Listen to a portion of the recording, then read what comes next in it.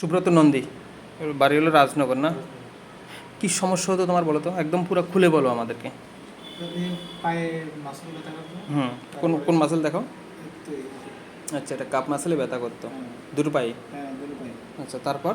ধীরে ধীরে স্যার আমরা এটার থেকে এরপরে কম রয়েছে যে ব্যথা করতো, ঘাড় করে ব্যথা করে, তারপর আস্তে আস্তে মাথা ব্যথা করে।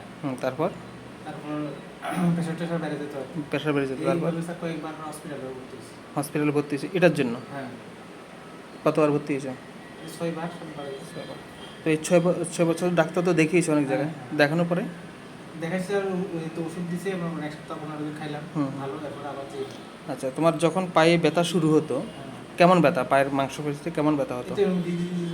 মানে মনে হতো পিঁপড়ে হাঁটছে, পিঁপড়ে হাঁটছে, পিঁপড়ে হেঁটে হেঁটে যাচ্ছে না?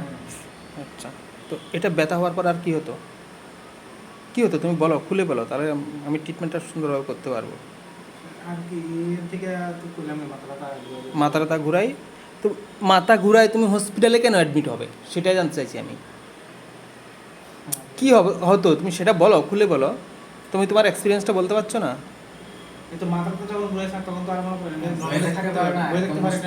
এটাই তো, হ্যাঁ, অস্থির বাবা, এটাই তো বলবে, ঠিক আছে না? ওকে, এবার মাথা ঘুরানোটা কবে থেকে হয়েছে নিশ্চয়? এটা ব্যথাটা আগে শুরু হয়েছিল, ব্যথাটা 6 বছর থেকে। এবার এই যে মাথা ঘুরানো, তুমি হসপিটালে অ্যাডমিট হচ্ছে কবে থেকে?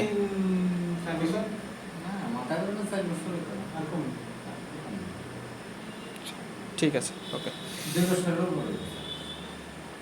এই দুর্গাপূজার সময় একবার ভর্তি হয়েছি, দুর্গাপূজার পরে একবার হয়েছি, তারপরে কিছুদিন আগে একবার ভর্তি হয়েছি, 10-15 দিন আগে একবার ভর্তি হয়েছি। ওকে, ঠিক আছে। এখন আমি যে এখানে যে ট্রিটমেন্ট নিলে একটু সময়, ঠিক আছে, ধরো না প্রায় 10-15 মিনিটের মতো, এটা নিয়ে এখন কেমন আছো? এখন স্যার একটু ব্যথা কম আছে। কম আছে তো?